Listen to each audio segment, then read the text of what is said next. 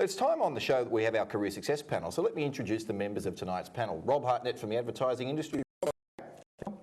We've got Libby Fordham from Libby Fordham Corporate Communications. She's a PR guru and a spin doctor. Libby, thanks for coming on. Hi, Bill.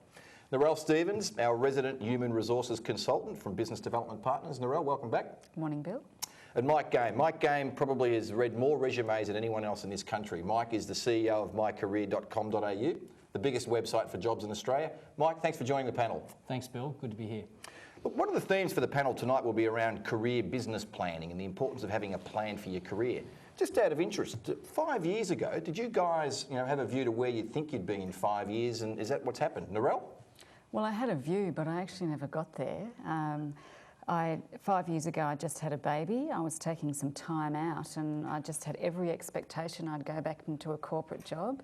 But when I started to look around, there just weren't any out there that I felt had the interest for me for the money that they were paying. So I went into contracting and I've been enjoying it ever since. It's a lack of interest. Did you look hard enough though? Because my experience even in soft markets is there are plenty of really quite interesting jobs out there. Well, I perhaps didn't. I mean, I looked at 2 or 3 and I just couldn't imagine myself being in that role, doing that work, in that office 5 days a week for years. And that's the most important thing, isn't it? Right? Yeah. It was obviously extensive research too, Narelle. Yeah, it was a lot. 3. But how much do you need to look at before you know that it's you've not got, right you've for got you? the gut feeling Yeah. that this is not right for me? Yeah, 2 I reckon at the most. 2 yeah, was... Yeah, look, don't put any more effort in. It's only about 2 or 3. It's not true, Rob. Look, there's some interesting thoughts from a couple of our panel members. Let's go out and talk to people out there on the street around their approach to career planning and whether they've got any goals for 5 years out.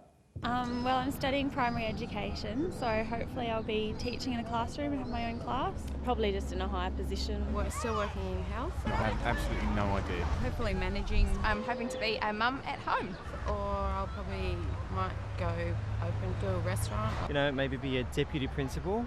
Probably still where I am now. Probably an operational manager. I'd like to further my career, but in terms of more study.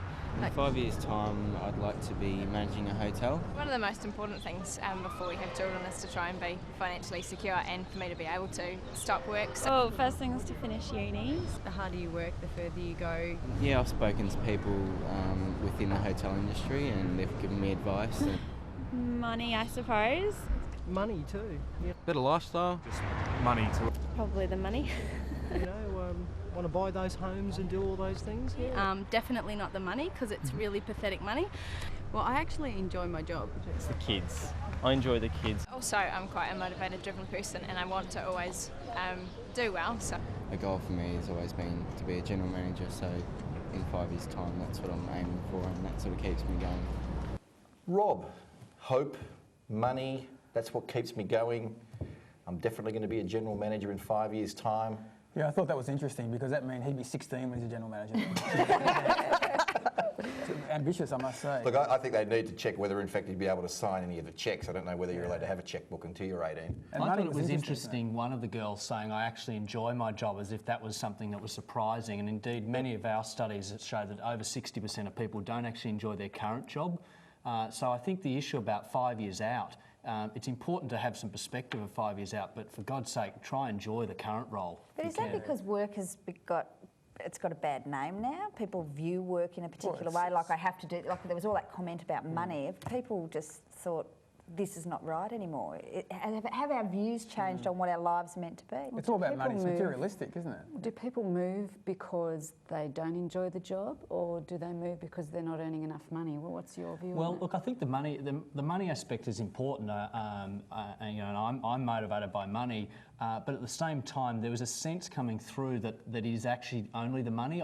For people, almost a tolerance of I'm not going to be there to enjoy it. Yeah. Having said that, there was a sense of betterment, though. People did want to be in a better position in 5 years' time. Yeah, I like the girl who said she was doing primary teaching, but she was really interested in the money, because I believe the money you make as a teacher is very similar to a good poet. Yeah, very little. Yeah, Look, everyone's got a different perspective on what good money is. I mean, to someone, a relatively modest salary could be good money, but to someone else, it's just not enough. The interesting theme out of that was that everyone wants to be in a position where they can boss other people around. That's They all want to true. manage. They don't want to have people over them. Seems to be, once you get to some kind of management level, which I find absolutely horrendous, because you've got to tell people what to do and everything. But I that's like where that. they I See, Mike was empathise one of with those that. people I 5 years ago. Yeah. It's interesting hearing the views on that, because I saw some research that my career had done, and I think it was like 60% of people hated their current jobs, hated their current managers, and yet like 70-odd% wanted to be managers. Yeah.